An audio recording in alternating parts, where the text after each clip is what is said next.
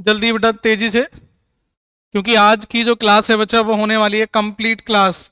पूरी की पूरी यूनिट आज ही की क्लास में फिनिश करनी है। क्लास थोड़ी लेंदी भी हो सकती है और सारे क्वेश्चन यहाँ से आपको देखने के लिए मिल जाएंगे आज।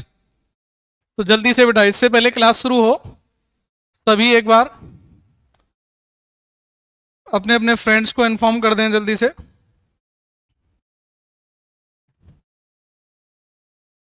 जी बेटा तेजी से बेटा, जल्दी कीजिएगा जरा, टाइम होता जा रहा है बेटा।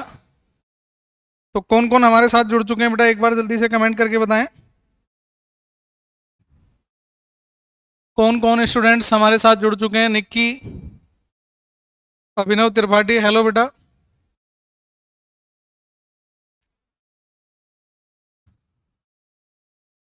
जल्दी से बेटा एक बार सभी को शेयर कर दें।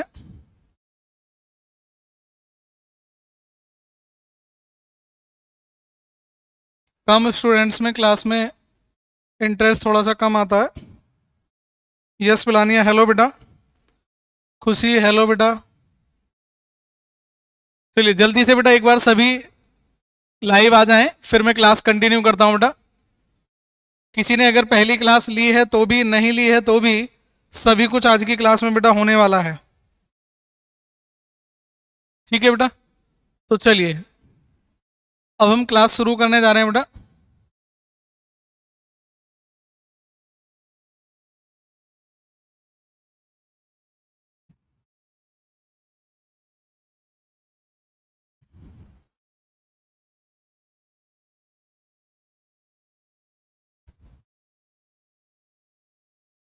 हेलो स्टूडेंट्स,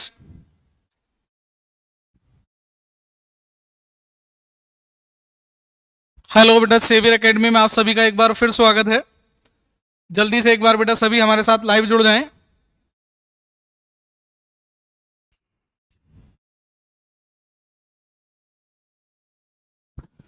जल्दी बेटा तेजी से सभी लाइव जुड़ जाएं, क्लास शुरू हो चुकी है बेटा।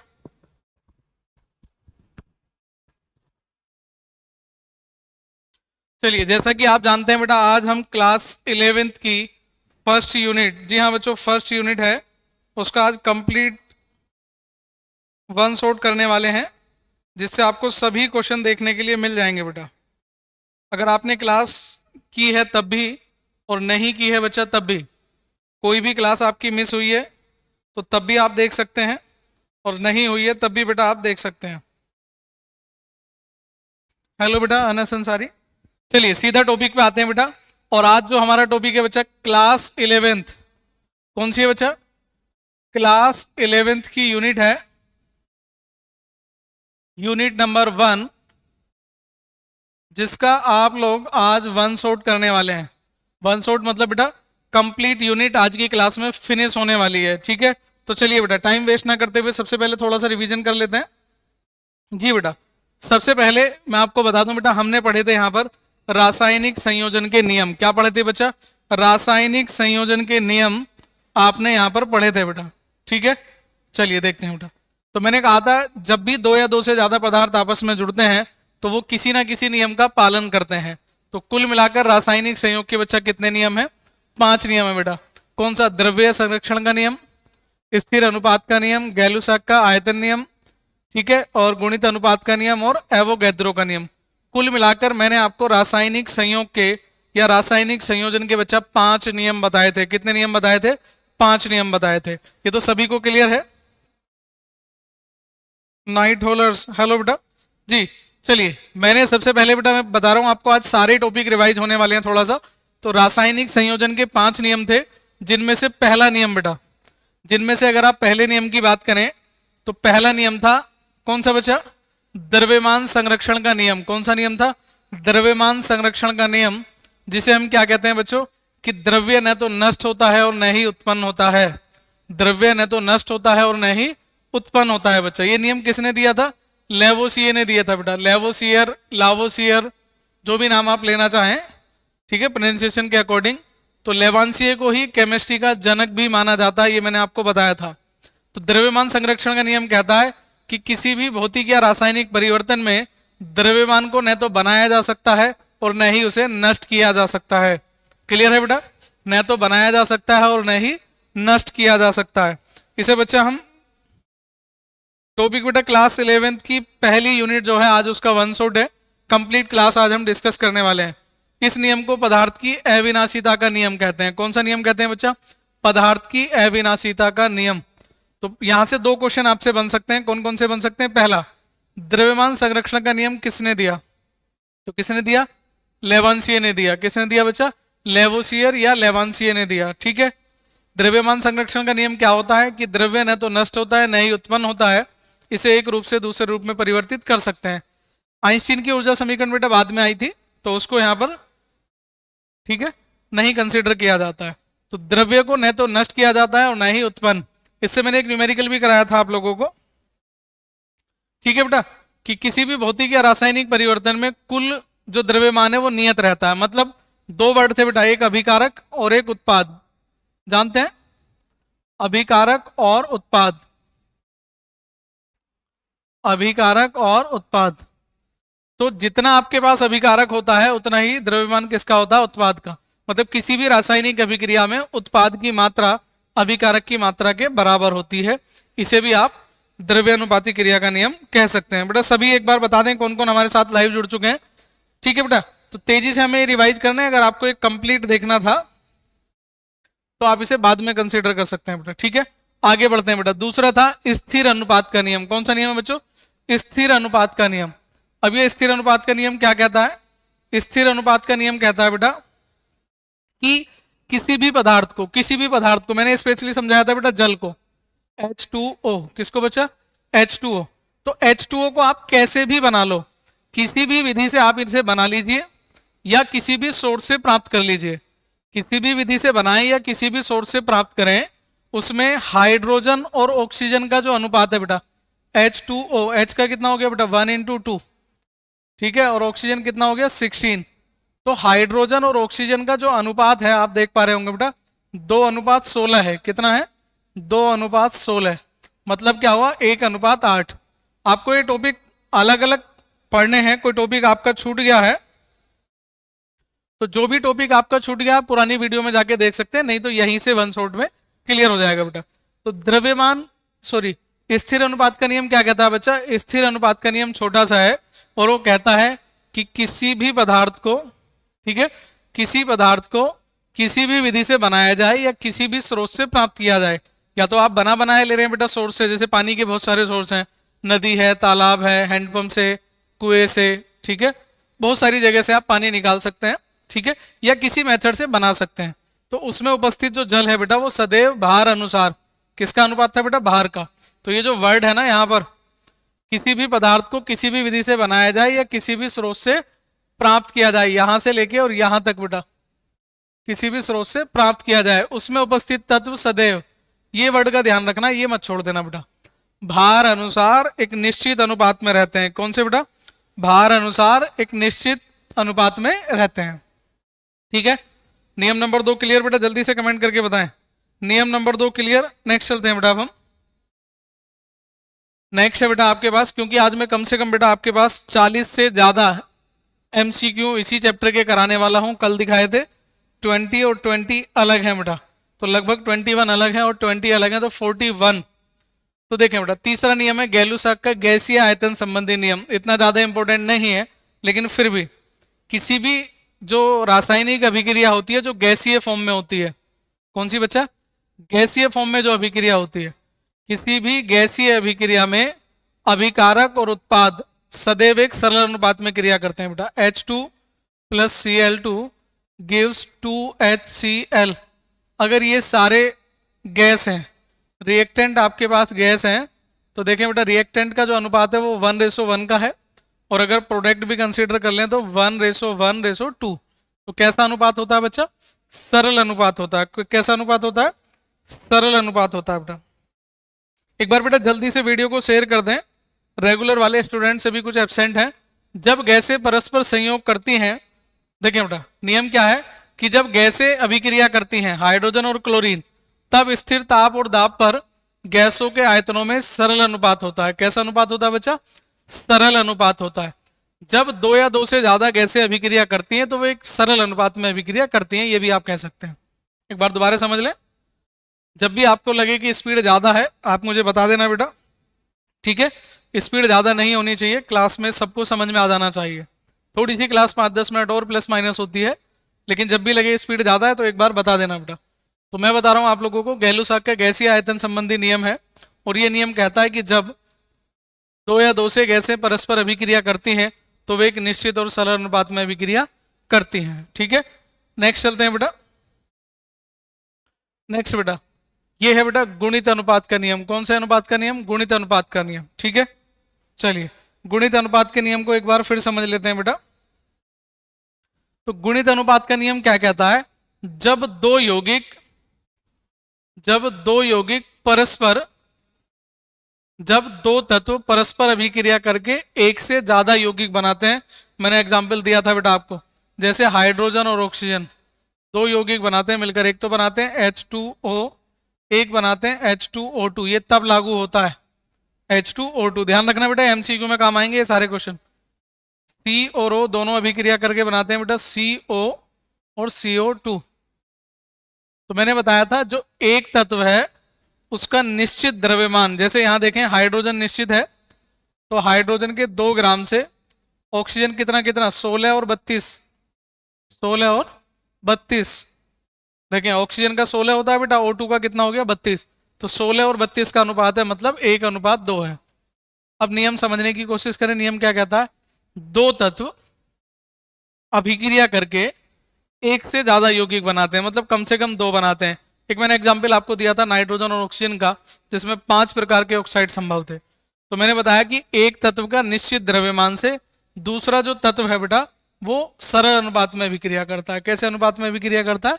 सरल अनुपात में अभिक्रिया करता है। आप देखें बेटा, जब दो तत्व मिलकर एक से अधिक यौगिक बनाते हैं, जब दो तत्व मिलकर एक से अधिक यौगिक बनाते हैं तो एक तत्व का द्रव्यमान दूसरे तत्व के निश्चित द्रव्यमान के साथ मिलकर छोटी पूर्ण संख्याओं के अनुपात में अभिक्रिया करता है या मौजूद होता है। बात क्लियर हुई बेटा? एक तत्व दूसरे तत्व से, यानी कि एक तत्व का निश्चित द्रव्यमान दूसरे तत्व के द्रव्यमान के सरल अनुपात में अभिक्रिया करता है, ठीक है। जल्दी से बेटा एक बार बता दें सभी, टॉपिक क्लियर है बेटा?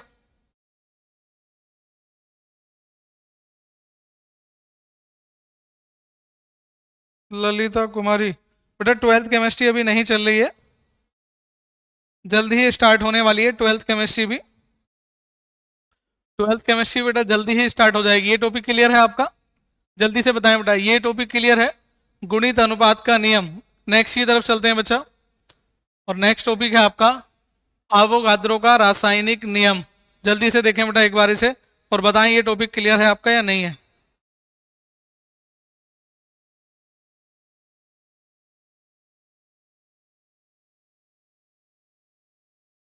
चलिए वेरी गुड, डन है तो बेटा जी। इस टॉपिक के बारे में बात कर रहे थे, एक बार फिर देख लें बेटा।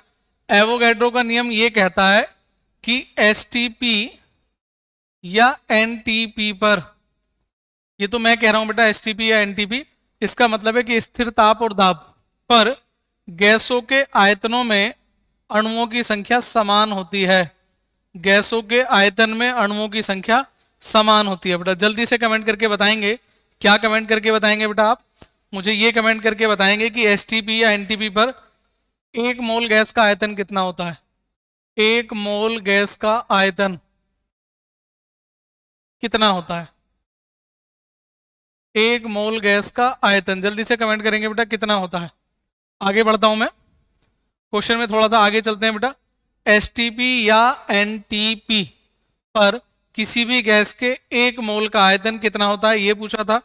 और ये जो नियम है बेटा मैंने बताया था V समानुपाती N। V क्या है बेटा? गैस का आयतन। N क्या है? अणुओं की संख्या। तो किसी गैस के समान आयतन में अणुओं की संख्या समान होती है, लेकिन क्या ध्यान रहे, टेम्परेचर और प्रेशर दोनों कैसे रहे बच्चा? कांस्टेंट रहें। तो देखें इस नियम के अनुसार समान ताप और दाब पर, एसटीपी और एनटीपी कंपलसरी नहीं है बेटा, समान ताप और दाब पर गैसों के समान आयतन में अणुओं की संख्या समान होती है। गैसों के समान आयतन में अणुओं की संख्या समान होती है। ये बात क्लियर है बेटा? आगे बढ़ते हैं नए नियम की तरफ। जी, ये न्यूमेरिकल था, आपने कर लिया होगा। डाउट हो तो मुझे वापस बता देना बेटा कि सर न्यूमेरिकल करा दीजिए। जी बेटा, यस पलानिया का आंसर है। और अभिनव त्रिपाठी ने आंसर दिया है, खुशी वर्मा ने आंसर दिया है 22.4। डेली क्लास लेने का कुछ ना कुछ तो फायदा होता ही है। आगे बढ़ते हैं बेटा। तत्व की डेफिनेशन दी थी, तो तत्व मैंने बताया था एक प्रकार का शुद्ध पदार्थ होता है बेटा। कैसा पदार्थ होता है? शुद्ध पदार्थ होता है जो एक ही प्रकार के परमाणुओं से मिलकर बनता है। तत्व एक प्रकार का शुद्ध पदार्थ होता है जो एक ही प्रकार के अणुओं से मिलकर बनता है। बात क्लियर हो गई? तत्व ऐसा पदार्थ होता है जो एक ही प्रकार के अणुओं से मिलकर बनता है। ठीक है, इससे पहले मैं एमसीक्यू शुरू कराऊं, आप जल्दी से एक बार वीडियो को शेयर कर दें बेटा अपने सभी फ्रेंड्स को, जो आ जाए बेटा। तत्व को छोटे छोटे कणों में विभाजित नहीं किया जा सकता। तत्व को भी छोटे छोटे कणों में विभाजित नहीं किया जा सकता है बेटा। ठीक है, चलिए आगे बढ़ते हैं।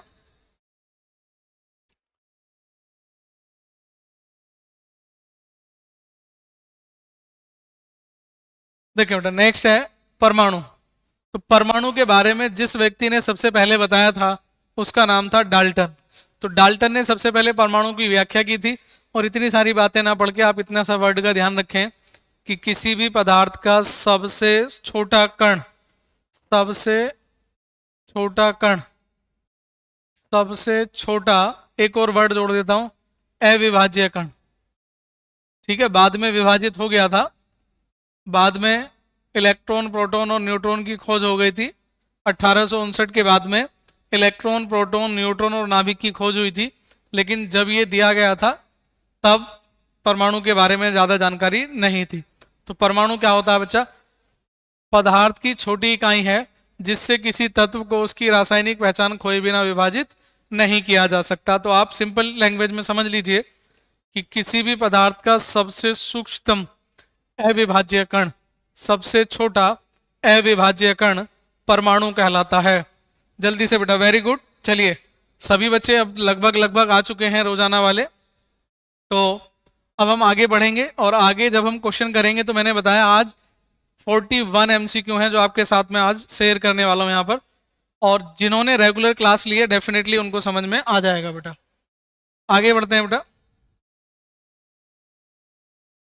जी, डाल्टन का परमाणु सिद्धांत में तो शायद किसी को कोई समस्या नहीं है, लेकिन ये एग्जाम में जरूर आएगा बेटा। डाल्टन का परमाणु सिद्धांत आईएमपी में डाल दीजिए कि पहले चैप्टर में अगर कोई सिद्धांत आने की संभावना है तो वो डाल्टन का परमाणु सिद्धांत है। अगर कोई सिद्धांत आएगा पहले चैप्टर से तो एक ही सिद्धांत है जो आने का चांस है, वो है डाल्टन का परमाणु सिद्धांत। जो चीजें थोड़ी देर पहले डिस्कस की थी सेम वही दोबारा बता रहा हूं बेटा। जॉन डाल्टन ने परमाणु के बारे में अपना सिद्धांत दिया सन 1808 में। और परमाणु के बारे में किसी व्यक्ति का पहला सिद्धांत है, मतलब प्रथम सिद्धांत के बारे में बात करें तो डाल्टन के नाम के वैज्ञानिक ने दिया था। ठीक है, अब सभी पदार्थ परमाणु से, या तो वो सारी लाइनें जो मैंने आपको बताई हैं, मैंने कहा था कि अगर 2 से ज्यादा मार्क्स में आता है, 2+ मार्क्स में आता है तो ये सारे पॉइंट बना देंगे। ठीक है, अगर 2 से कम मार्क्स में आता है, 1 या 2 में आता है, तो सिंपल सा लिखेंगे कि किसी पदार्थ का सबसे सूक्ष्मतम अविभाज्य कण परमाणु होता है। बात खत्म। अब इसमें सारी चीजें बेटा हम 1 बाय 1 बनाने वाले हैं। क्या बनाने वाले हैं? सभी पदार्थ परमाणु से मिलकर बने होते हैं। परमाणु कैसा होता है? अविभाज्य होता है। एक ही प्रकार के एक ही प्रकार के जो परमाणु हैं या एक ही प्रकार के जो तत्व हैं उनके परमाणु समान प्रकार के होते हैं। भिन्न भिन्न प्रकार के तत्वों के परमाणु भिन्न भिन्न प्रकार के होते हैं। किसी भी रासायनिक अभिक्रिया में परमाणु ना तो बनते हैं ना नष्ट होते हैं, ना तो बनते हैं ना ही नष्ट होते हैं, मतलब रीअरेंज होते हैं। क्या होते हैं बच्चा? रीअरेंज होते हैं। किसी भी तत्व के सभी परमाणु के गुण और द्रव्यमान एक जैसे होते हैं। ठीक है, रासायनिक अभिक्रिया में परमाणु की पुनर्व्यवस्था होती है। ये सारे टॉपिक आपने किए हैं, एक बार फिर भी रिवाइज कर लेना। ठीक है, लिखने का तरीका मार्क्स पे डिपेंड करता है बेटा। जी, मोल सबसे छोटा टॉपिक, और मैंने मोलों की संख्या पे न्यूमेरिकल भी कराए हैं जो कि आने वाले हैं। इसमें सबसे ज्यादा एमसीक्यू बेटा मोल पे होंगे। सबसे ज्यादा एमसीक्यू मोल कॉन्सेप्ट से ही होने वाले हैं। तो मोल पदार्थ की मात्रा की गणना करने के लिए आता है। और अगर इसकी डेफिनेशन की बात करें तो कार्बन 12 के, कार्बन ऐसे लिखते हैं बेटा, कार्बन 12 के 1/12 ग्राम में, 1/12 ग्राम में जितने परमाणु होते हैं उसे 1 मोल कहते हैं। कार्बन 12 के 1/12 ग्राम में। अब कहेंगे सर कार्बन 12 कहना क्यों जरूरी है? क्योंकि बेटा कार्बन के 2 समस्थानिक होते हैं। कार्बन के 2 समस्थानिक होते हैं, एक 12 और एक 14। मतलब एक में कार्बन का परमाणु भार 14 होता है और ये जो समस्थानिक है बच्चा ये होता है रेडियो एक्टिव। क्या होता है? रेडियो एक्टिव समस्थानिक है बच्चा। अब रेडियो एक्टिव कौन से होते हैं? जिनसे अल्फा बीटा और गामा किरणें निकलती हैं। जिनसे अल्फा बीटा और गामा किरणें निकलती हैं वो कहलाते हैं बेटा आपके कौन से? Radio active. ठीक है, तो जो पेड़ होते हैं है ना, कार्बन 14 का प्रयोग बच्चा जो जीवाश्म होते हैं उनकी आयु निर्धारण करने में किया जाता है कि कोई भी जीवाश्म, कोई भी फॉसिल्स जो खुदाई से चीजें मिलती हैं उनकी एज कंसिडरेशन करने के लिए, जीवों के जो अवशेष मिलते हैं उनकी आयु की कंसिडरेशन के लिए कार्बन 14 का प्रयोग किया जाता है। किसका प्रयोग किया जाता है? कार्बन 14 का। तो कार्बन 14 ही आपको नहीं लिखना है, तो क्या ध्यान रहेगा बच्चा? कार्बन 12। कौन सा बच्चा? कार्बन 12 जरूरी लिखना है, कार्बन 14 जरूरी नहीं है। ठीक है, तो डेफिनेशन जो इंटरनेशनल डेफिनेशन है। हेलो बेटा गुप्ता, किसी बच्चे ने कुछ कमेंट किया, आगे देख लेते हैं एक बार। जी बेटा ये सारे लॉन्ग क्वेश्चन ही कंसीडर हैं। आप अगर लॉन्ग क्वेश्चन के बारे में बात कर रहे हैं तो समझें, मैं लॉन्ग क्वेश्चन बता दूंगा बेटा। रासायनिक संयोग के नियम लॉन्ग क्वेश्चन में आएंगे, जब भी आएंगे। डाल्टन का परमाणु सिद्धांत लॉन्ग क्वेश्चन की टर्म्स है। और इस चैप्टर में ज्यादा आप पढ़ेंगे तो समस्थानिक और संभारिक, इसके अलावा लॉन्ग क्वेश्चन की कोई भी टर्म्स नहीं है। ठीक है, सारे क्वेश्चन यहाँ से टेक्निकल बनने वाले हैं बेटा। तो कार्बन 12 के 1 ग्राम में, 1 ग्राम परमाणु में, ठीक है, उपस्थित परमाणु की संख्या को 1 मोल कहते हैं। इसका मान 6.022 गुणा 10 की घात 23 होता है बेटा। कितना होता है? 6.022 गुणा 10 की घात 23। सबसे ज्यादा एमसीक्यू बेटा इसी पे आएंगे। और आप किसी भी स्कूल के स्टूडेंट्स हैं, यहाँ से आपको न्यूमेरिकल कंपलसरी मिलेगा।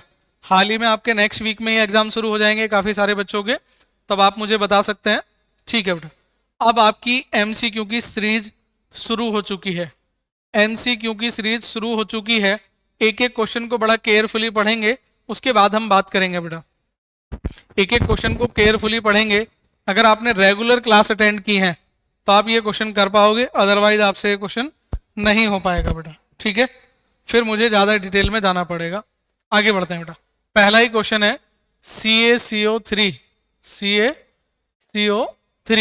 के 6.022 गुणा 10 की घात 21 अणुओं में कार्बन के परमाणुओं की संख्या। पहले ध्यान दें, इतने अणुओं में कार्बन के परमाणुओं की संख्या। सबसे पहले ये देखें,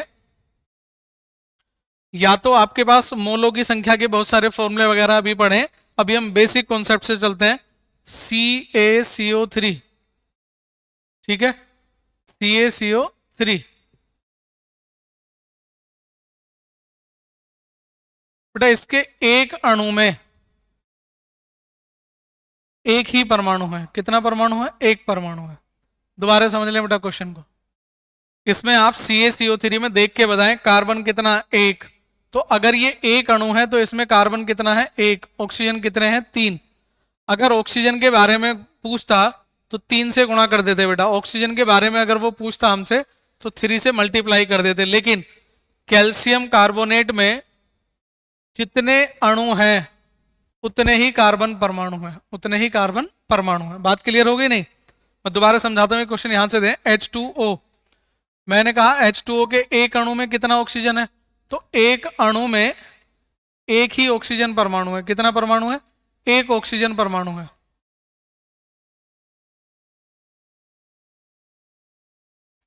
एक ऑक्सीजन परमाणु है। ठीक है बेटा, अगर मैं आपसे पूछूं 10 अणु में कितने परमाणु होंगे तो आंसर होगा 10 परमाणु। कितने परमाणु होंगे? 10। 20 में कितने होंगे? 20। ठीक उसी प्रकार से, ठीक इसी प्रकार से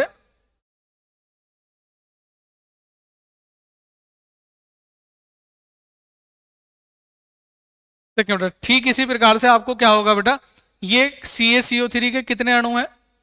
6 पॉइंट, कितने अणु हैं बेटा?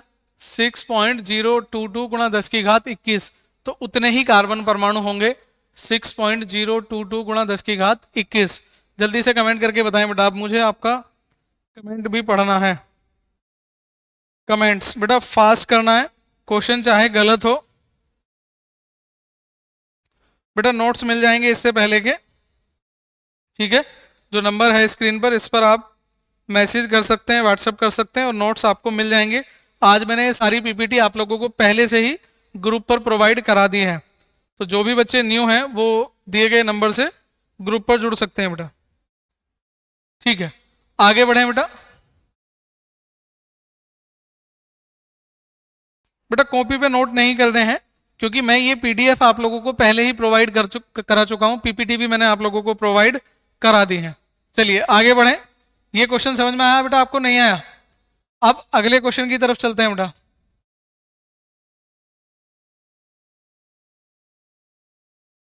जरा देखेंगे बेटा दूसरा क्वेश्चन। 18 ग्राम जल में इलेक्ट्रॉनों के मोलों की संख्या ज्ञात कीजिए।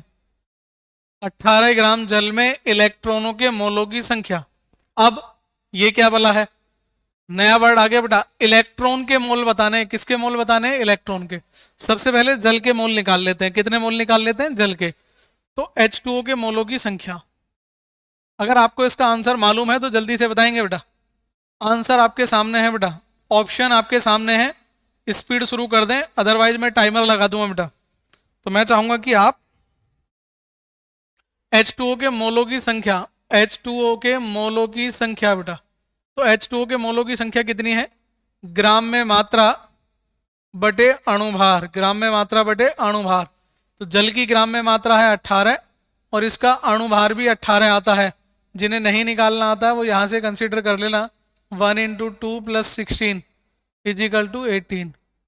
तो कुल मिला के कितना मोल हो गया बेटा? 1 मोल। कितना मोल हो गया? 1 मोल। ये बात क्लियर है? तो बताएं जरा आंसर कौन सा है बेटा? ए, 1 मोल। बिल्कुल गलत जवाब है, केयरफुली देखें बेटा। अगर ये H2O के मोलों की संख्या पूछता, किसके मोलों की संख्या? H2O के मोलों की संख्या, तो 1 है। ये जो मोल निकल के आए बच्चे, ये किसके आए हैं? H2O के। मैंने कहा ना केयरफुली पढ़ें, आराम से पढ़ें, कोई जल्दबाजी नहीं है बेटा। आगे बढ़ते हैं। H2O में इलेक्ट्रॉनों की संख्या, H2O में कुल इलेक्ट्रॉन, कुल इलेक्ट्रॉन बेटा। तो मुझे बताएं बेटा H कौन से नंबर पे होता है? 1 पे। तो इसमें इलेक्ट्रॉन कितने बचा? 1 × 2। ऑक्सीजन कौन से नंबर पे होता? 8। तो +8, 8 + 2 = कितना हो गया बच्चा? 10 इलेक्ट्रॉन। कितने हो गए? 10 इलेक्ट्रॉन। मतलब अगर H2O का एक इलेक्ट्रॉन है, H2O का एक अणु है, एक अणु, तो इसमें कितने इलेक्ट्रॉन होंगे? 10। तो H2O के एक मोल में इलेक्ट्रॉनों के कितने मोल होंगे? 10 मोल इलेक्ट्रॉन। कितने मोल इलेक्ट्रॉन होंगे? 10 मोल इलेक्ट्रॉन। मैंने कहा ना शब्दों को केयरफुली ध्यान दें। आप इसे जिस बच्चे से भी क्वेश्चन पूछने की कोशिश करेंगे वो आप लोगों को सबसे पहले आंसर 1 ही देंगे। इसलिए एग्जामिनर भी कोशिश करता है कि जो आप मिस्टेक करेंगे वो आपको ऊपर मिले। तो मैक्सिमम बच्चों का आंसर 1 आएगा, लेकिन सही आंसर क्या होगा बच्चा? 10 मोल। कितना मोल होगा? 10 मोल। ऑप्शन सी = राइट आंसर बेटा। नेक्स्ट क्वेश्चन की तरफ चलते हैं। जब भी आपको लगे कोई क्वेश्चन आपका अनक्लियर है तो मुझे एक बार बता देना बेटा जरूर। 2 ग्राम H2S का NTP पर आयतन। अब मैंने कहा ना बच्चा, चलिए मैं फोन हाथ में रखता हूं। 2 ग्राम H2 गैस का NTP पर आयतन। तो मुझे जहां तक जानकारी है, जितना मैंने आपको बताया, वो है बच्चा 1 मोल का जो वॉल्यूम होता है वो होता है बेटा 1 मोल = 22.4 लीटर। गैस भी लिख देना, मैंने गैस नहीं लिखा। 1 मोल गैस बराबर कितना होता है बेटा? 22.4 लीटर। कितना होता है? 22.4 लीटर। तो मुझे यहां से मोलों की संख्या निकालनी है। किसकी संख्या निकालनी है? मोलों की संख्या निकालनी है। तो मोलों की संख्या बेटा, H2 के मोलों की संख्या, H2 के मोलों की संख्या। आंसर बताएंगे बेटा इसका तेजी से। H2 के मोलों की संख्या, तो H2 के मोलों की संख्या क्या होगी बेटा? ग्राम में मात्रा बटे अणुभार। ग्राम में मात्रा है 2, अणुभार भी कितना आएगा? 2। 2 से 2 कट गया, कितना आ गया बच्चा? 1 मोल। कितना आ गया? 1 mole. So what is NTP? बेटा एनटीपी और एसटीपी दोनों बताए हैं। एक मोल, बेटा एक मोल का आयतन कितना होता है? 22.4 लीटर। कितना हो गया? 22.4 लीटर। क्लियर है? इनमें से क्वेश्चन बहुत सारे आपके पेपर में लगेंगे बेटा। एनटीपी का मतलब होता है normal temperature and pressure. Normal temperature and pressure. STP का फुल फॉर्म बताएं बेटा बच्चे। नॉर्मल टेम्परेचर एंड प्रेशर बेटा। और इसकी वैल्यू होती है 0 डिग्री सेल्सियस टेम्परेचर और एक वायुमंडलीय दाब। वायुमंडल को एटीएम लिख सकते हैं। और एसटीपी की वैल्यू भी यही होती है बच्चा। एसटीपी की वैल्यू भी यही होती है। एस का मतलब है बच्चा स्टैंडर्ड, और इसका मतलब है टेम्परेचर एंड प्रेशर। बात क्लियर बेटा? अंडरस्टैंड? ऑप्शन सी बेटा, खुशी वर्मा। ठीक है बेटा, नेक्स्ट बढ़ते हैं बेटा। सामान्य ताप और दाब मींस एनटीपी पर 0.224 लीटर CO2 गैस में अणुओं की संख्या। देखें क्वेश्चन थोड़े से घुमावदार हो सकते हैं, लेकिन आपको क्या करना है बेटा? अच्छा, स्टैंडर्ड टेम्परेचर एंड प्रेशर। ठीक है बेटा, वेरी गुड। सामान्य ताप तथा दाब पर 0.224 लीटर CO2 गैस में अणुओं की संख्या। मैं सीधा सीधा आपको समझाने की कोशिश करूंगा, समझ में आ जाए तो मुझे बता देना बेटा। कि थोड़ा सा स्टैंडर्ड हाई हो जाता है, जब आप रेगुलर क्लास लेते हैं तो कोई दिक्कत नहीं आती बेटा। 22.4 लीटर बराबर कितना होता है बेटा? एक मोल। अभी तो बताया था एक मोल का आयतन कितना होता है? 22.4 लीटर। और एक मोल बराबर कितना होता है बेटा? एक मोल बराबर कितना होता है? तो 22.4 लीटर बराबर हो गया एक मोल, और एक मोल बराबर होता है 6.022 गुणा 10 की घात 23 अणु। अब कोई बच्चा आंसर बताएगा इसका? ठीक, ये जानकारी तो आपके पास पहले से ही थी। तेजी से बताएंगे बेटा क्वेश्चन नंबर 4 का आंसर। क्वेश्चन नंबर 4 का आंसर बेटा 22.4 लीटर बराबर कितना हो गया बच्चा? एक मोल। और एक मोल बराबर कितना हो गया? 6.022 गुणा 10 की घात 23। ठीक है, तो मैं यहां से लिख रहा हूं बेटा 22.4 लीटर बराबर कितना होता है? 1 मोल। कितना होता है? 1 मोल। तो 1 लीटर बराबर कितना हो जाएगा बेटा?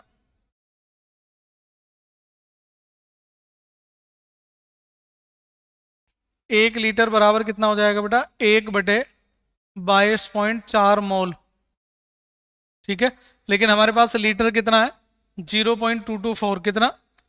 0.224 लीटर। 0.224 लीटर बराबर कितना हो जाएगा बेटा? 1/22.4 गुणा 0.224 मोल। ठीक है, पॉइंट हटाने के लिए बेटा कितनी जीरो? 3। 1 2 3। कोई भी डाउट हो बेटा पूछ लेना। पॉइंट हटाने के लिए ऊपर कितनी जीरो? 1। तो 224 से 224 कट गया, एक जीरो से एक जीरो कट गई, तो कुल कितना आ गया? 1/100 मोल। 1/100 मोल। तो यहां से देखते हैं अब इतना।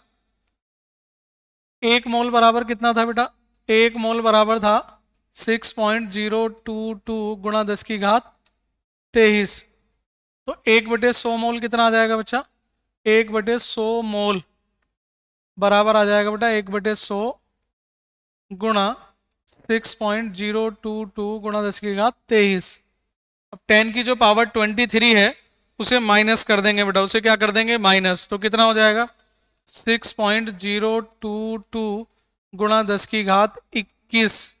मैं तो डायरेक्ट भी बता सकता था। चलिए अब की बार तुम्हें टाइम दूंगा बेटा।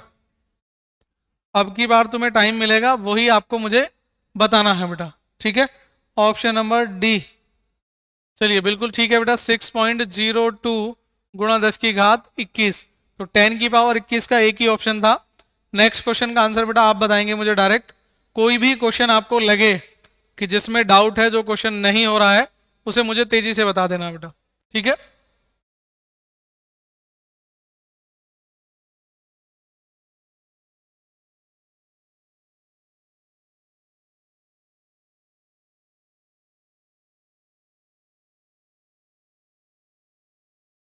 चलिए बेटा देखें, क्वेश्चन आपके सामने है। इस क्वेश्चन का आंसर बेटा with in 30 second, with in 30 second बेटा आंसर गलत या सही, लेकिन आप चेक करें आपका सही है या गलत है। तो जल्दी से अपना चैट बॉक्स खोलें, ठीक है, लाइव चैट के ऑप्शन में जाएं और तेजी से बताएं बेटा कौन सा राइट आंसर है बेटा इसका। जल्दी से बताएंगे राइट आंसर कौन सा है। सामान्य ताप तथा दाब एनटीपी पर 1.12 लीटर N2 गैस का भार कितना होगा। N2 गैस का भार कितना होगा, जल्दी से बताएंगे बेटा। एनटीपी पर 1.12 लीटर N2 गैस का भार कितना होगा, जल्दी से बताएं, तेजी से कमेंट करें।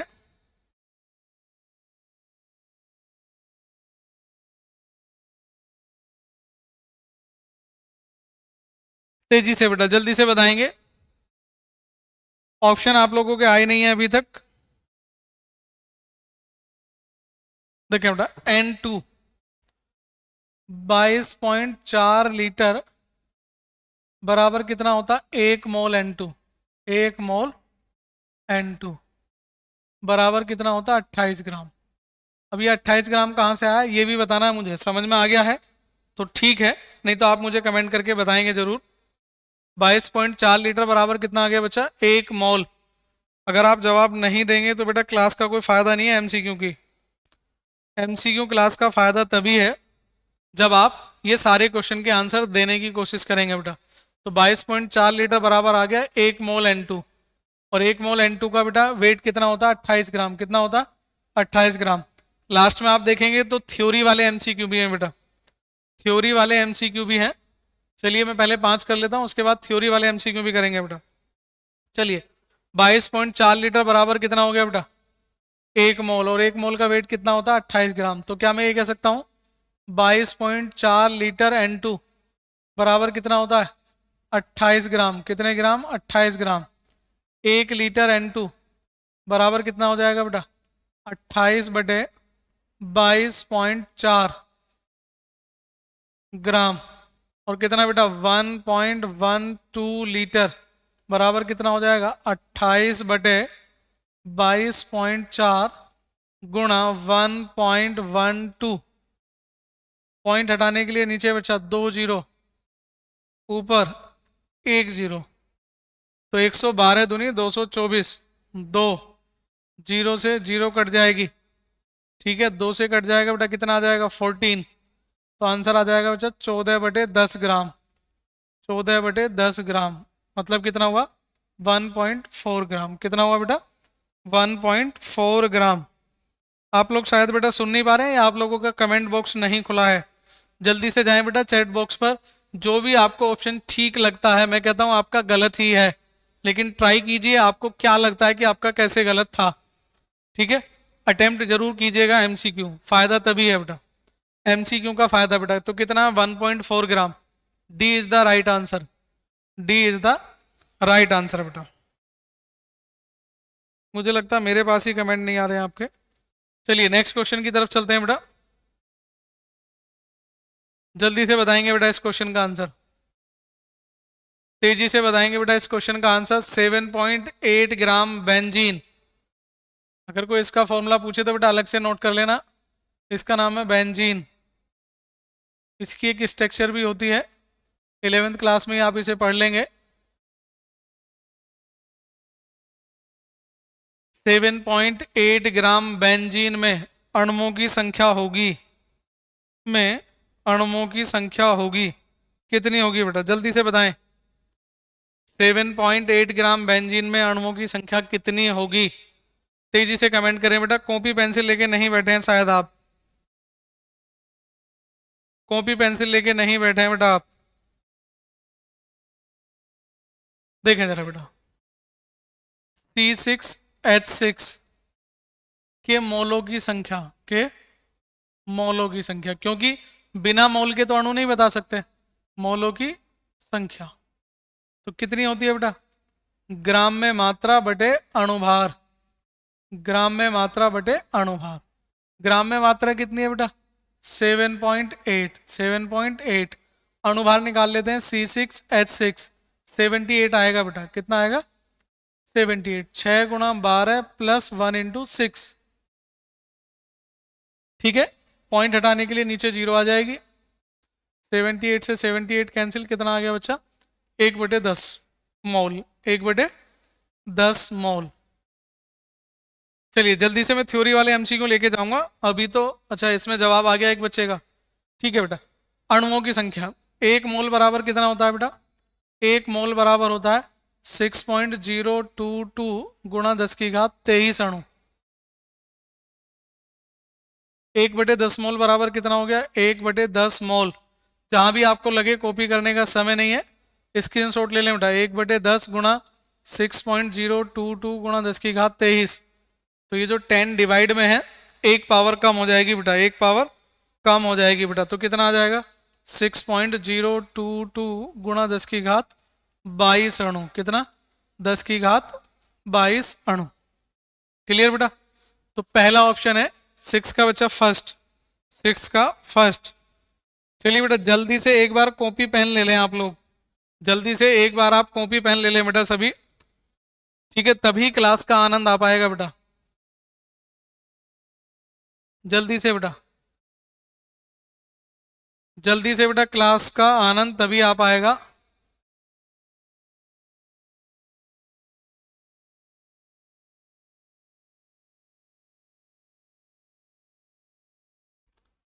जब ही आ पाएगा बेटा जब आप कॉपी पेंसिल ले लेंगे बेटा। बिना कॉपी पेंसिल के बेटा क्वेश्चन नहीं हो पाएंगे। जल्दी करें बेटा, जब तक मैंने आपको रेस्ट दिया है। बैक में जाके एक बार सारे क्वेश्चन जो भी आपने नहीं किए हैं एक बार देख लें, समझ में आ जाएं तो मुझे बता दें। कोई डाउट हो तो भी बता दें बेटा, कोई डाउट हो बेटा तब भी मुझे बता दें जल्दी से। क्लास आगे कंटिन्यू करेंगे, लेकिन उससे पहले आप मुझे बता दें बेटा, कहीं कोई डाउट है, कॉपी पेंसिल लेके बैठे हैं या नहीं बैठे हैं। टेक्निकल क्वेश्चन में कोई समस्या है तो भी मुझे बता दें, मैं थ्योरी वाले एमसीक्यू लेके चलूंगा। ठीक है, कौन से बच्चा? थ्योरी वाले एमसीक्यू भी लेके चलूंगा, वो भी मेरे पास हैं आज की लिस्ट में। तो जल्दी से कमेंट करें बेटा, क्या कॉपी पेंसिल लेके बैठ गए हैं आप लोग? पुराने क्वेश्चनों के आंसर जल्दी से बेटा देखें और कमेंट करें जो भी आपने नहीं किए हैं। जो भी आपने क्वेश्चन नहीं किए हैं जल्दी से बताएंगे बेटा। 20 क्वेश्चन तो बच्चा आपके पास ऐसे ही हैं जो टेक्निकल हैं, और लगभग सारे टेक्निकल क्वेश्चन मोल कॉन्सेप्ट पे ही आधारित हैं। लगभग सारे क्वेश्चन बच्चा मोल कॉन्सेप्ट पे ही आधारित हैं। एमसीक्यू करने का तरीका बेटा कई बार डिफर होता है, बहुत ज़्यादा कॉन्सेप्ट नहीं है। जल्दी से देखें बेटा आप लोग। मुझे लगता है आप लोग फ़ोन चला के साइड में चले गए हैं बेटा, क्योंकि किसी को यही नहीं पता क्लास में क्या चल रहा है। क्या आप लोगों को स्क्रीन शेयर हो रही है बेटा? क्या आप लोग बेटा देख पा रहे हैं?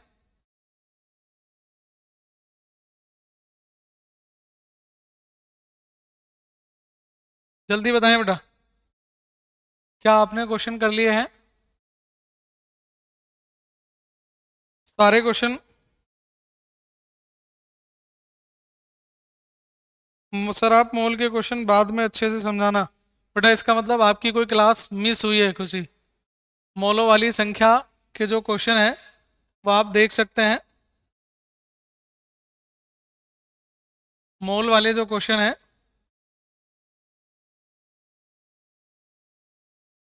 जल्दी से बेटा, बाकी बच्चे भी अपनी प्रॉब्लम बताएं और कमेंट करें।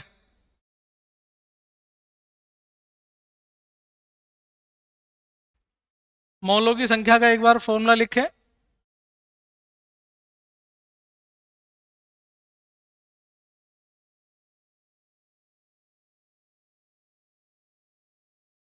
जो भी आपको क्वेश्चन में समस्या है जल्दी से बताएं बेटा। क्लास लेंदी होने वाली है, मैंने बताया था, कम से कम ज़्यादा भी नहीं तो बेटा।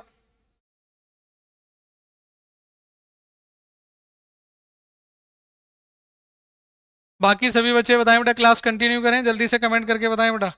या आप लोगों ने एमसीक्यू कर लिए हैं जितने आपको करने थे?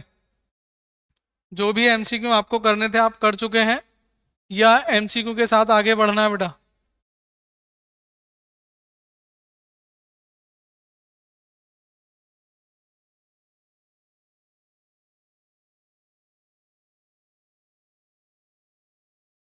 जल्दी बताएं बेटा, तेजी से आगे बढ़ें।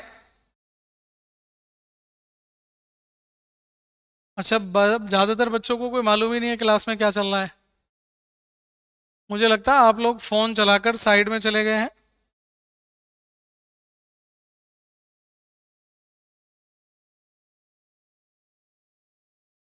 थ्योरी पे बेस्ड क्वेश्चन भी पूछूं बेटा?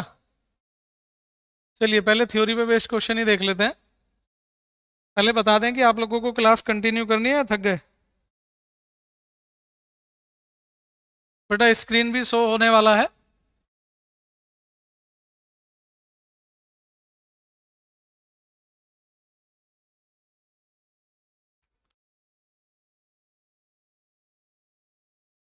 चलिए बेटा देख लेते हैं फिर कुछ क्वेश्चन। आप देख ले, मेरे पास क्वेश्चन बेटा भरपूर है।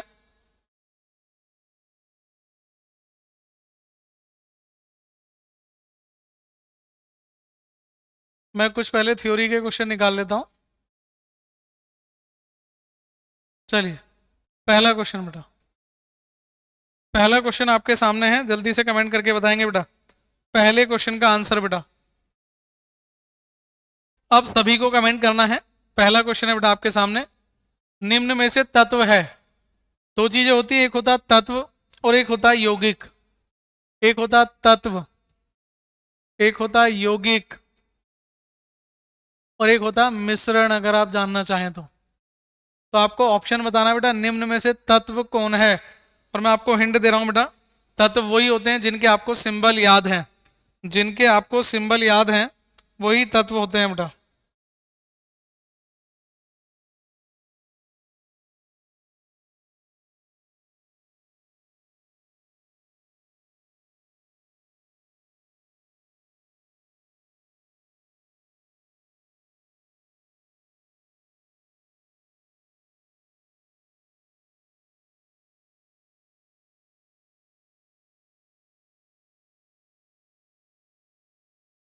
तत्व कौन सा है बेटा? देखें, वायु तत्व नहीं है, बहुत सारी गैसों का मिश्रण है।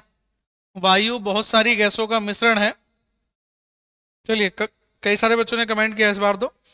HCl यौगिक है क्योंकि इसमें एक हाइड्रोजन है और एक क्लोरीन है।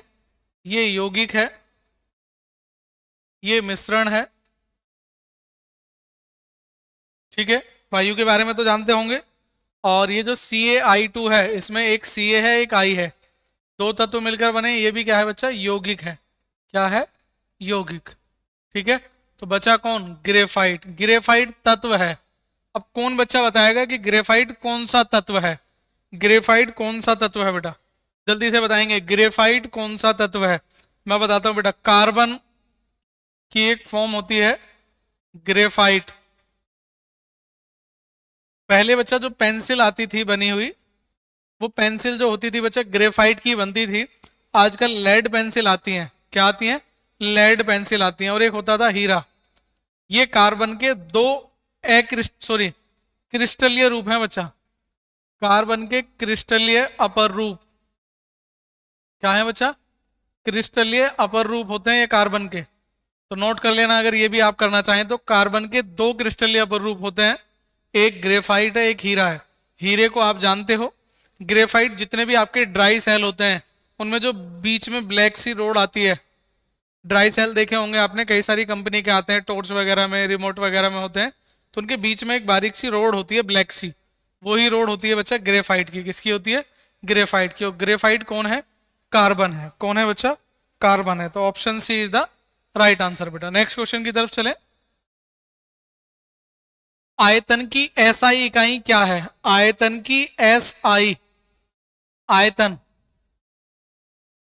अब जैसे कई बार आता है, हमने जो आयतन पढ़े हैं, आयतन का जिसको फॉर्मूला पता है फिजिक्स के अकॉर्डिंग, जिसको फॉर्मूला पता है, आयतन की एक इकाई तो लीटर होती है।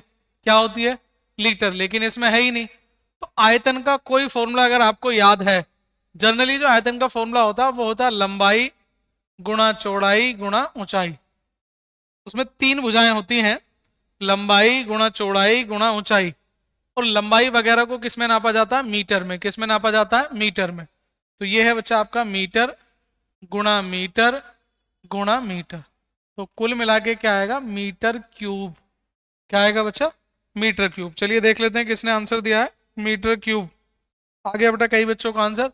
अब क्वेश्चन नंबर के साथ आपको आंसर बताना है। पता चला कि कोई बच्चा बता रहा है 26 का और कोई बच्चा बता रहा है 25 का, तो जिससे मुझे मिस्टेक ना हो, तो metre cube is the right answer बेटा, सभी का सही है। ऐसे क्लास में इंटरेस्ट आता है बेटा। नेक्स्ट, बल की एसआई विमा क्या है।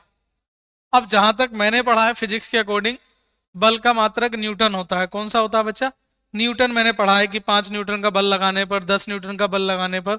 लेकिन ये पूछ रहा है एसआई यूनिट। कौन सी यूनिट, एसआई यूनिट। इंटरनेशनल जो सिस्टम है उसके अकॉर्डिंग बल की जो इकाई है वो कौन सी है। ये मत सोचना बच्चा फिजिक्स चल रही है, केमिस्ट्री के ही टॉपिक है। बल की एसआई इकाई बेटा, बल क्या होता है, देखिए एफ इजिकल टू होता था एम इंटू ए, एम इंटू ए। एम का मात्रक क्या था बच्चा, किलोग्राम।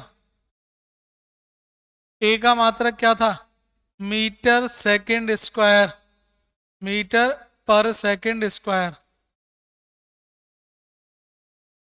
तो किलोग्राम मीटर सेकंड की पावर, अच्छा ए क्या था बच्चा, त्वरण, एम एल टी माइनस 2।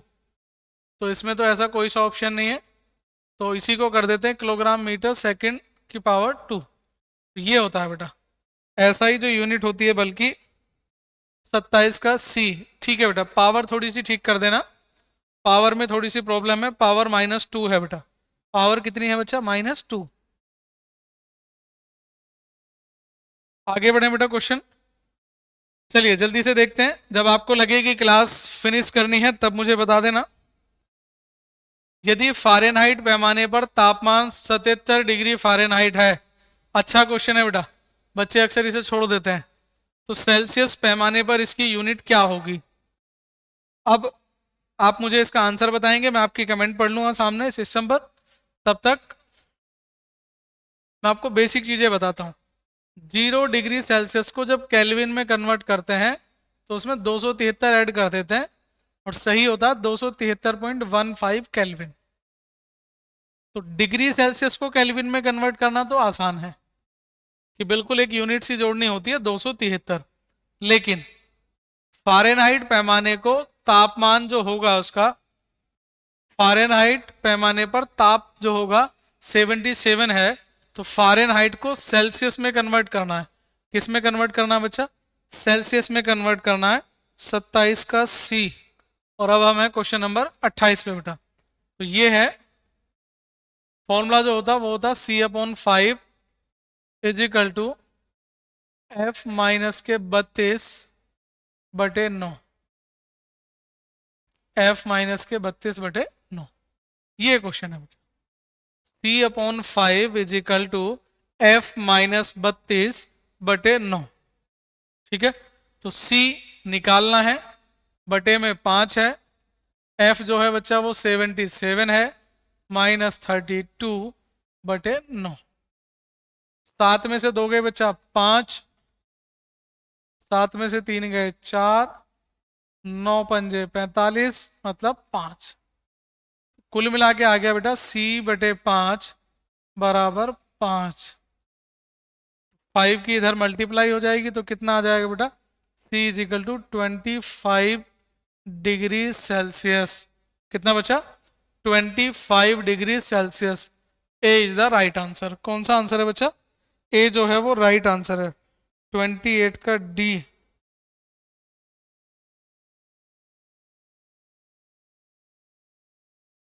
चलिए, तो 28 का मेरे अकॉर्डिंग है बच्चा सी। कौन सा है, सी। अगर आप डिग्री सेल्सियस को और फ़ारेनहाइट में ऐसा कोई टेम्परेचर ढूंढ रहे हैं जो बराबर है, तो बच्चा वो होता -40 डिग्री। 40 डिग्री सेल्सियस बराबर होता -40 फ़ारेनहाइट। ध्यान दें, अगर डिग्री सेल्सियस और फ़ारेनहाइट पे ऐसा कुछ ढूंढ रहे हैं जिसमें डिग्री सेल्सियस और फ़ारेनहाइट की वैल्यू बराबर होती है, जल्दी से देखेंगे बेटा, डिग्री सेल्सियस और फ़ारेनहाइट की जो वैल्यू बराबर होती है वो होती है -40। कितनी होती है, -40। अब मैं आपसे क्वेश्चन पूछता हूं, जल का जो बच्चा क्वथनांक है वो होता है 100 डिग्री सेल्सियस। कितना होता है? 100 डिग्री सेल्सियस। और जो हिमांक है वो होता है 0 डिग्री सेल्सियस में। जल का क्वथनांक और हिमांक ये होता है बच्चा 0, हिमांक क्वथनांक होता है 100, मतलब 100 पे उबलता है। फ़ारेनहाइट में आप मुझे कमेंट करके बताना, फ़ारेनहाइट में आप मुझे कमेंट करके बताएंगे बेटा। क्वेश्चन क्लियर हुआ हो तो ठीक है, आगे बढ़ते हैं। एसआई प्रणाली में मिली उपसर्ग का प्रयोग करने पर, मिली शब्द आता है बच्चा, मिलीलीटर, मिलीग्राम, है ना, आपने सुना होगा मिली। उपसर्ग का प्रयोग करने पर मूल मात्रक उपसर्ग निम्न में से किसकी गुणा की जाती है? किसकी गुणा की जाती है मिली उपसर्ग का प्रयोग करने पर? ठीक है, मिलीमीटर, मिलीलीटर, तो मूल मात्रक में, किसमें? मूल मात्रक में। तो कहने का मतलब ये है 1 मीटर में मूल मात्रक में कितने मिलीमीटर होते हैं? कितने मिलीमीटर होते हैं? या 1 लीटर में, 1 लीटर में कितने मिलीलीटर होते हैं? बात तो मिलीलीटर की चल रही है बेटा। ठीक है, तो जल्दी से कमेंट करके बताएं बेटा, मैंने हिंट दे दिया है मिली। तब तक मैं आपको बताता हूं बेटा, मिली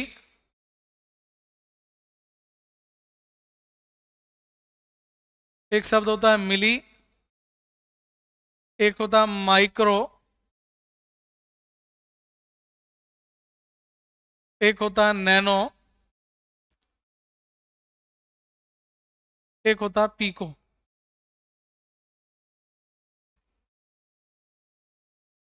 इनके बारे में बताऊंगा, उससे पहले आप मुझे 29 का आंसर बताएं बेटा तेजी से। 29 का आंसर बेटा जल्दी से बताएंगे। लगता है बच्चों को नींद आनी शुरू हो गई है। 29 का आंसर बताएंगे बेटा तेजी से।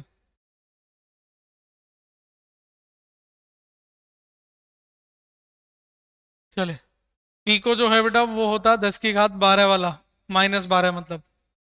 नैनो 10 की घात -9, माइक्रो बोलते हैं 10 की घात -6, मिली बोलते हैं 10 की घात -3। ये रिवर्स सिस्टम है बेटा। तो 1 लीटर में 1000 मिलीलीटर होते हैं। कितने होते हैं? 1000 मिलीलीटर। तो कितने होता है बेटा? 1000। दोबारा ध्यान दें, एसआई प्रणाली में मिली उपसर्ग का प्रयोग करने पर मूल मात्रक उपसर्ग में निम्न की गुणा की जाती है।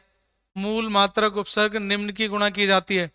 तो मूल मात्रक में, अगर मूल मात्रक को बेटा ध्यान दें, क्वेश्चन ध्यान से समझेंगे, मूल मात्रक को बदलना है मिली में, तो मूल मात्रक में किसकी गुणा करनी है? 10 की घात 3 की। लेकिन अगर मिली को मूल मात्रक में बदलना है, किसको? मिली को मूल मात्रक में बदलना है, तो 10 की घात -3, 10 की घात -3 बेटा। चलिए ऑप्शन नंबर डी नहीं बेटा, ऑप्शन नंबर हम ए को प्रीफर करेंगे, क्योंकि मूल मात्रक उपसर्ग में निम्न की गुणा की जाती है। ठीक है, चलिए आगे बढ़ें। आयतन का मात्रक एसआई प्रणाली तथा मीट्रिक प्रणाली में है। अब आयतन का तो पहले मात्रक मैंने देखा था, जल्दी से कमेंट करेंगे बेटा इसका आंसर। क्वेश्चन नंबर 30 का आंसर जल्दी से कमेंट करें। थोड़ी देर पहले आपने ये क्वेश्चन किया है बेटा, थोड़ी देर पहले यही वाला क्वेश्चन आपने किया है।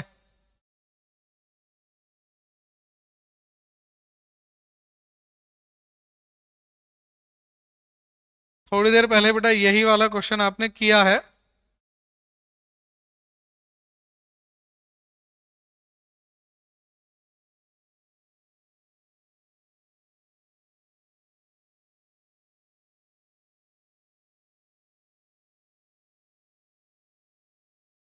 जल्दी देखें बेटा, तेजी से बताएंगे। ए, लीटर, बिल्कुल बेटा। आयतन का मात्रक क्या होता है? लीटर, या मीटर क्यूब, या मिलीलीटर, या सेंटीमीटर। तो लीटर तो गलत हो गया। एसआई प्रणाली में जो होता है मात्रक वो क्या होता है? Metre cube. क्या होता है? Metre cube. और मीट्रिक प्रणाली में क्या हो जाएगा? लीटर। क्या हो जाएगा? Litre. Option B is the right answer. Option B is the right answer. बिल्कुल ठीक है बेटा, सभी का ऑप्शन नंबर बी है। आगे बढ़ते हैं। उपसर्ग माइक्रो, नैनो, पीको, फेम्टो में वृद्धि का सही क्रम, ये तो थोड़ी देर पहले बता दिया, ये तो आपको बताना ही बताना है बेटा। 31 का आंसर जल्दी से दें। 31 का आंसर बेटा, उपसर्ग माइक्रो, नैनो, पीको तथा फेम्टो में वृद्धि का सही क्रम है। कौन कौन से बेटा? माइक्रो, नैनो, पीको और फेम्टो में वृद्धि का सही क्रम कौन सा है? इनमें बड़ा कौन सा होता है पावर?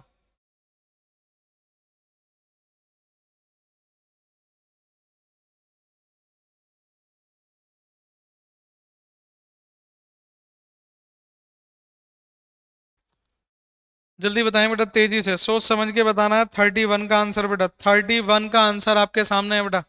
जल्दी से बताएंगे इस क्वेश्चन का आंसर, तेजी से बताएं बेटा इस क्वेश्चन का आंसर कौन सा है? उपसर्ग माइक्रो, नैनो, पीको तथा फेम्टो में वृद्धि का सही क्रम है, वृद्धि का सही क्रम है। बताएं बेटा तेजी से, जल्दी से, कौन सा? उपसर्ग माइक्रो, नैनो, पीको तथा फेम्टो में वृद्धि का सही क्रम है, वृद्धि का सही क्रम है। कौन सा सही क्रम है वृद्धि का, वो आपको बताना है बेटा। ठीक है, चलिए ऑप्शन में एक बार ट्राई कर लेता हूं। सी आंसर आने लगा है 31 का। देखें बेटा, पीको 10 की घात -12, 10 की घात -9, माइक्रो 10 की घात -6, लेकिन फेम्टो बेटा 15 होता है। क्या होता है? 15। लेकिन ये माइनस में थी पावर, किस में थी? माइनस में। तो ये होता है 10 की घात -15, इससे बड़ा होता है 10 की घात -12, इससे बड़ा होता है 10 की घात -9 और इससे बड़ा है 10 की घात -6। तो ध्यान दें, माइनस में जितनी पावर छोटी होगी वैल्यू उतनी ही बड़ी होगी, वैल्यू उतनी ही बड़ी होगी बेटा। जल्दी से कमेंट करके बताएंगे तेजी से, आंसर समझ में आया बेटा? 10 की घात -15, 10 की घात -12, 10 की घात -9 और 10 की घात -6।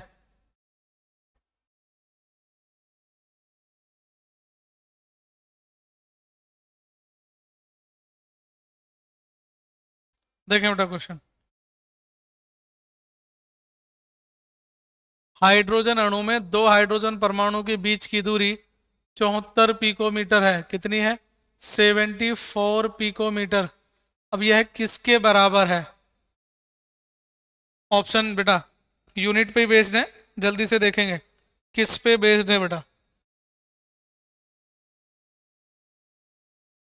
पता है बेटा, हाइड्रोजन अणु कुछ भी होता है, हमें तो केवल ये मतलब है कि पिकोमीटर को आप किस में कन्वर्ट कर सकते हैं, मीटर में, नैनोमीटर में, एंगस्ट्रॉम में या सभी। तो देखें बेटा, 74 पिकोमीटर का मतलब है 74 गुणा 10 की घात -12 मीटर। क्या मीटर में ये आंसर है? तो मीटर में आंसर है 7.4 गुणा 10 की घात -11। तो बात बराबर है बेटा, पॉइंट यहाँ लेके आओगे तो पावर इंक्रीज हो जाएगी, मतलब ये वाला ऑप्शन सही है। तो राइट आंसर कौन सा हो गया बेटा? ऑप्शन नंबर, हाँ बेटा ऐसा हो सकता है कि मेरे पास कमेंट ही आप लोगों की लेट आती है, इसलिए ऐसा होता है। तो 7.4 इंटू 10 की पावर -11, ये ऑप्शन सही है। लेकिन जब ये सभी वाला ऑप्शन होगा तो आप चारों ऑप्शन को ट्राई करें बेटा। कौन से ऑप्शन को ट्राई करें? चारों ऑप्शन आपको ट्राई करना है। तो 0.0074 नैनोमीटर। अब बेटा मीटर में 7.4 गुणा 10 की घात -11 गुणा 10 की घात 9 मीटर में कन्वर्ट हो गया था ना बेटा, इंटू 10 की घात 9 नैनोमीटर। कौन सा बच्चा? नैनोमीटर, क्योंकि 1 मीटर बराबर होता है 10 की घात 9। तो यहाँ बचेगा बेटा 7.4 गुणा 10 की घात -2 नैनोमीटर। 2 अंक पॉइंट और इधर आ जाएगा तो ऑप्शन हो जाएगा 0.074 नैनोमीटर। मतलब ऑप्शन नंबर 2 भी सही है। जब पहला और दूसरा दोनों सही है तो तीसरा तो सही है ही, तीसरा तो सही है ही बेटा। ठीक है, एंगस्ट्रॉम जो होता है बेटा वो होता है, इसको भी ध्यान रखना बेटा, ये मीटर के ही केस में चलता है। एक एंगस्ट्रॉम बराबर होता है बेटा 10 की घात -10 मीटर। कितने मीटर? 10 की घात -10 मीटर। तो ये आपकी बहुत अच्छी प्रैक्टिस कराएगा। दरअसल है क्या बेटा, स्कूलों में किताबों का चलन तो बंद हो गया है, किताब तो कोई बच्चा पढ़ने को तैयार नहीं है, टीचर कहने के लिए तैयार नहीं है, तो बच्चों ने किताबों से तो दूरियां बना ली हैं। हर चीज बच्चों को चाहिए शॉर्ट मेथड में, बिल्कुल शॉर्ट मिल जाए जी, पॉइंट टू पॉइंट पढ़ लें जी, पास हो जाएं जी। फिर जब कंपटीशन में बैठते हैं तब फिर बात खराब हो जाती है। बुक पढ़ने की हैबिट अभी से डालो, इसमें से बहुत सारे टॉपिक आपके सही समय पर बच्चा पूरे हो जाते हैं। अगर आपने बुक थोड़ी बहुत भी ध्यान दिया होता, बुक को कंसिडरेशन में लेते हैं, तो चीजें क्लियर हो जाती हैं बेटा। 5.2 मिलीग्राम में कितने नैनोग्राम होते हैं? अब देखना बेटा, ये चीजें चेंज होती जा रही हैं बेटा।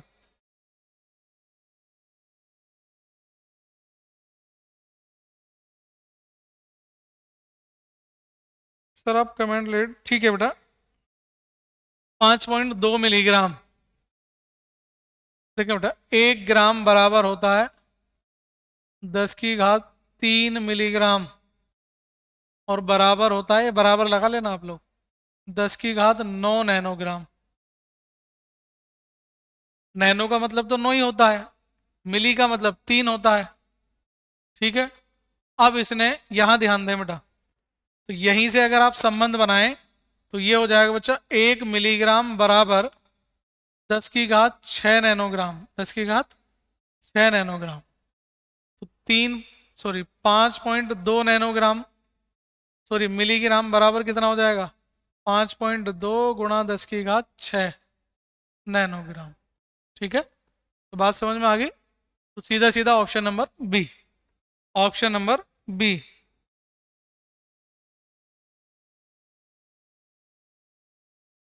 33 का ए, नहीं बेटा 33 का आएगा बी, 10 की घात 6। और ये गलती से दोनों ऑप्शन, चलो एक को माइनस कर देते हैं, इसको माइनस लिख लेते हैं, तो ऑप्शन बी सही रहेगा। और जो सी है वो चेंज हो गया बेटा थोड़ा सा, बी और सी दोनों में थोड़ी सी गलत हो जाए तो बेटा डिलीट करने की जरूरत नहीं है कमेंट को, कोई जरूरी नहीं है बेटा, सबकी स्टडी चल रही है।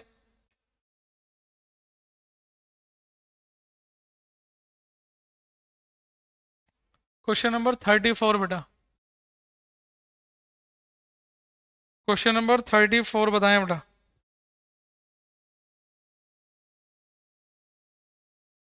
अच्छा सब जगह लेट चल रहा है बेटा थोड़ा सा, चलिए इसका भी देखेंगे। मेरे फ़ोन में भी लेट चल रहा है थोड़ा सा, सिस्टम पे भी लेट चल रहा है थोड़ा सा, चलिए देखते हैं बेटा कुछ।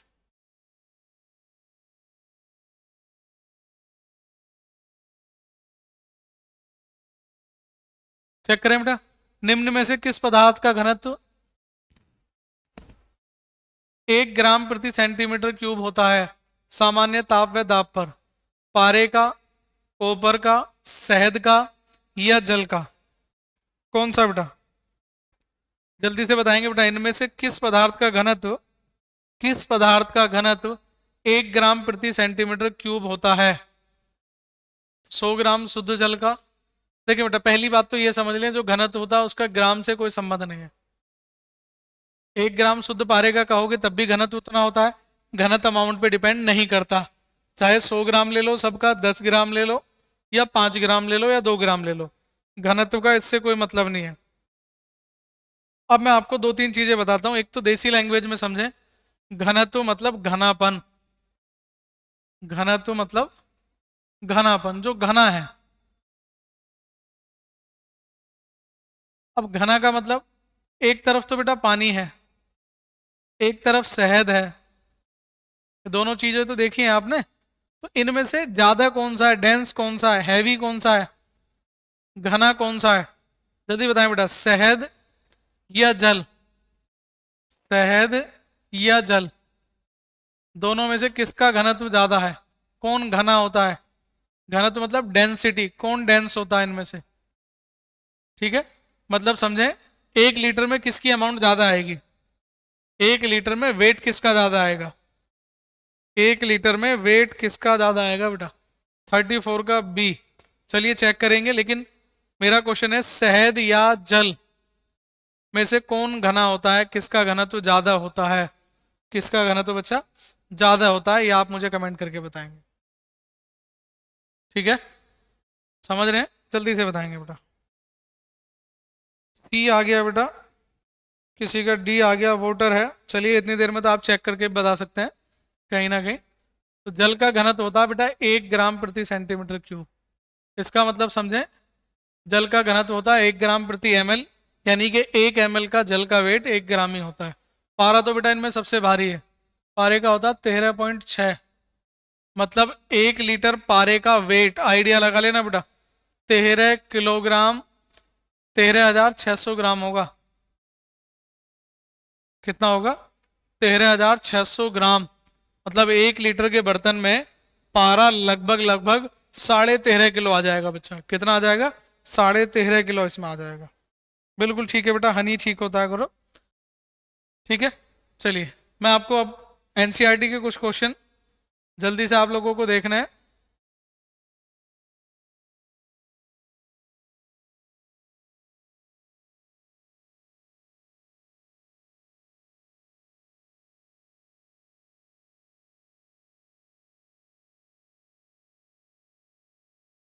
कुछ क्वेश्चन है बेटा जो आपको करने हैं। एक तो मैंने आप लोगों को पीडीएफ भेज दी थी बेटा, उसी में ये सारे क्वेश्चन हैं, वहीं से आप लोगों को देखने हैं।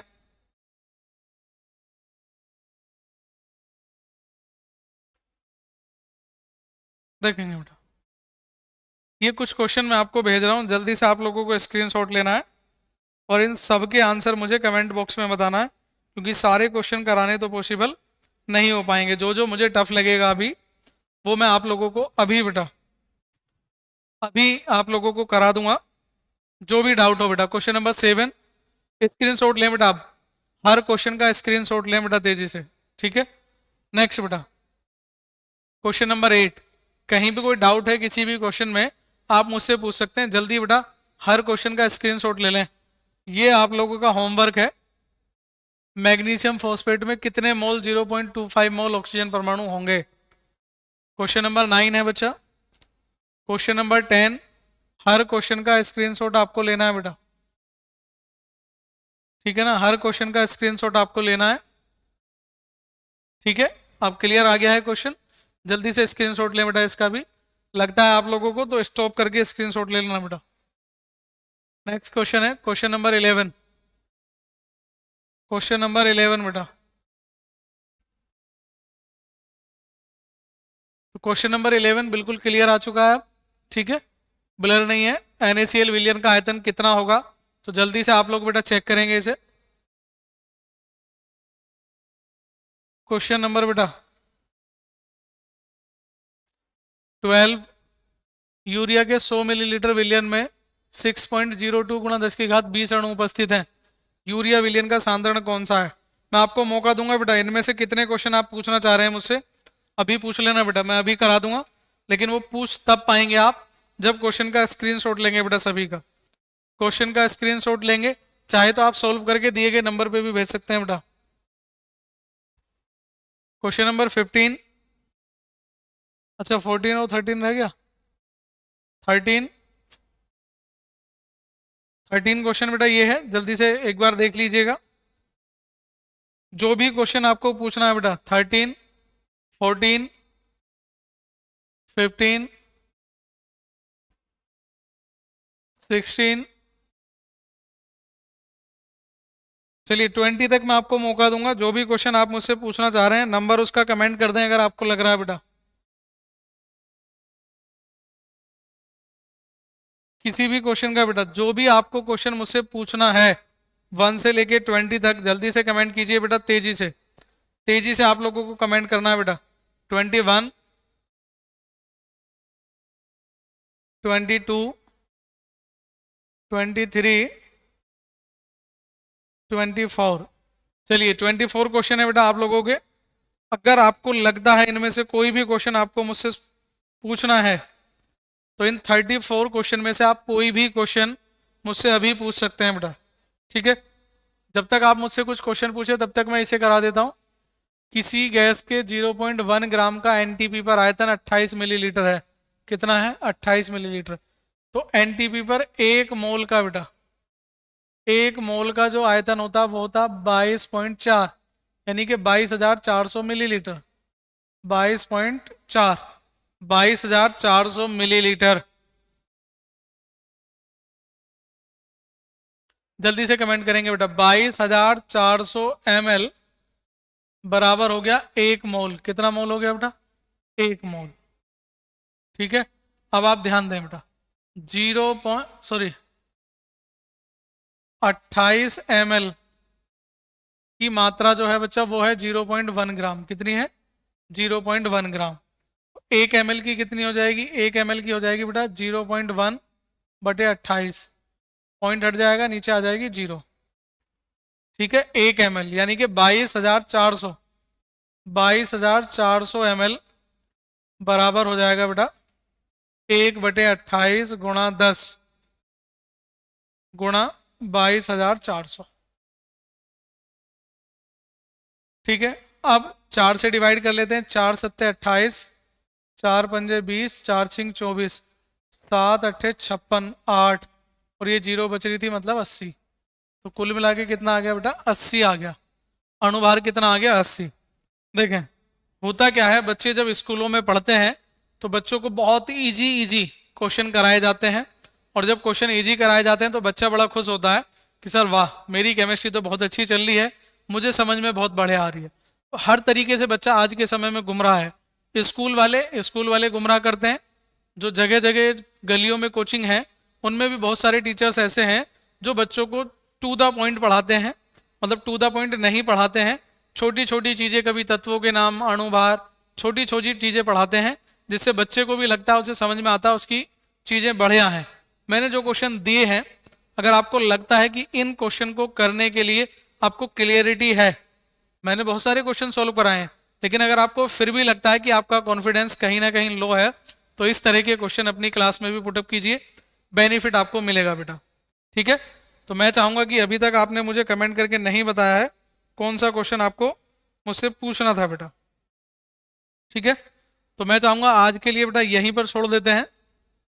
जितने भी क्वेश्चन आपको दिए हैं उनकी प्रैक्टिस कीजिए, फिर भी कोई क्वेरी रह जाती है तो जो नंबर आपकी स्क्रीन पर है, नीचे चल रहा है बेटा नंबर, ठीक है, नंबर आपकी स्क्रीन पर है, उस पर आप एनी टाइम कॉल कर सकते हैं, व्हाट्सअप कर सकते हैं, टेलीग्राम चैनल से जुड़ सकते हैं।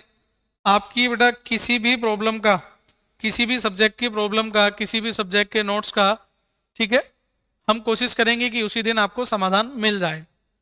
कोशिश कीजिए कि कॉलिंग का जो टाइम है वो एक पर्टिकुलर टाइम हो, ऑफिशियल टाइम, देर रात या अर्ली मॉर्निंग कॉलिंग ना करें। तो मैं चाहूँगा आज के लिए इतना ही बेटा, अच्छे से पढ़ें, अच्छी तैयारी करें। तो अब हम नेक्स्ट टॉपिक करेंगे या कल बताएंगे बेटा क्या होगा। तब तक के लिए जय हिंद, जय भारत, धन्यवाद बेटा।